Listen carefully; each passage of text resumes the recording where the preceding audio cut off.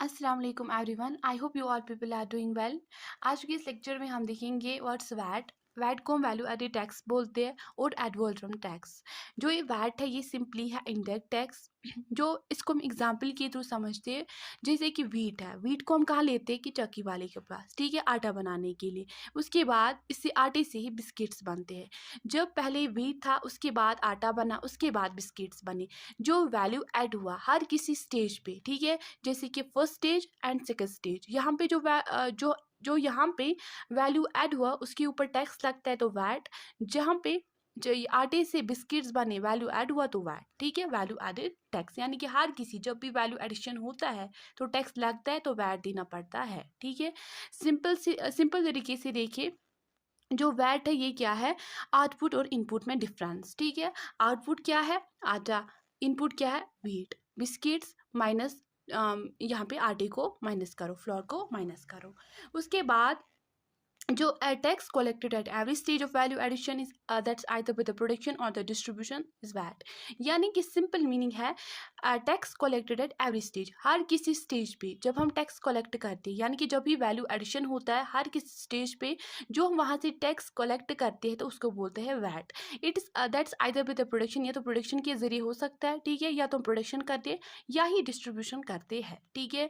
जो वैट है first introduce हुआ था फ्रांस में 1954 में ऑन ए लिमिटेड स्केल, ठीक है। उसके बाद जो वैट है इससे check on the tax evasion. Tax evasion means कि जो लोग टैक्स से भागते हैं ये इस पे चेक करता है, ठीक है। यानी कि हर किसी स्टेज पे टैक्स देना पड़ता है तो टैक्स से लोग नहीं भागते हैं। जो यहाँ से हर किसी स्टेज पे अब टैक्स देना पड़ा, जो गवर्नमेंट का रेवेन्यू है वो भी एक्सपेक्ट होता है कि ये ज़्यादा ही आता है, ठीक है, इट्स एक्सपेक्टेड टू एनहांस। जो इसका डिमेरिट अगर देखिए, जो वैट है ये क्रॉस एडिट है, यानी कि हमें देखना पड़ता है कि हमने कहाँ से क्या प्रोडक्शन की थी, फिर वहाँ से क्या मिला, क्या असल में क्या था, फिर कितना मिला, यानी कि क्रॉस एडिट करना पड़ता है, ठीक है। ये बहुत ही कॉम्प्लेक्स सिस्टम है, यहाँ पे बहुत ही बुक कीपिंग रखनी पड़ती है, ऑडिट कंट्रोल। अगर इंडिया में देखा जाए जो वैट है इंट्रोड्यूस किया गया था पहली बार 2005 में, ठीक है।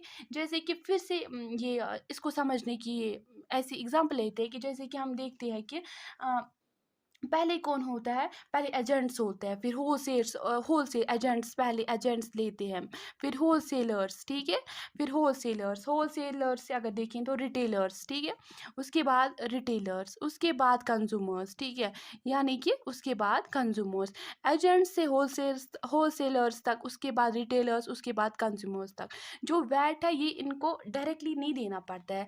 अगर हम देखेंगे, यानी कि जब हम बाजार जाएंगे, हम एक पेन लाएंगे तो इसमें तो वैट इंक्लूड होता है, हर किसी चीज़ में वैट इंक्लूड होता है। ये इनडायरेक्टली किन को देना पड़ता है, कंज्यूमर्स को देना पड़ता है, ठीक है, कंज्यूमर्स को देना पड़ता है, ठीक है। यानी इसी तरीके से एजेंट्स है, होलसेलर्स है, रिटेलर्स पे हर किसी स्टेज पे वैल्यू ऐड होता है। जैसे कि वुड लेते हैं, यानी कि रॉ मटेरियल लेते हैं वुड को, ठीक है, उसके बाद वुड से कितनी चीज़ें बनती है, टूल्स बनती है, ये चेयर्स बनती है, पेन बनते हैं, उसी के बाद ये रिटेलर्स तक पहुँचते हैं। उसी के बाद इनको कौन लेता है आखिर में, कंज्यूमर्स। यानी कि हर किसी स्टेज पे जो वैल्यू ऐड हुआ उस पर जो टैक्स लगेगा that's VAT. I hope you understand. Thanks.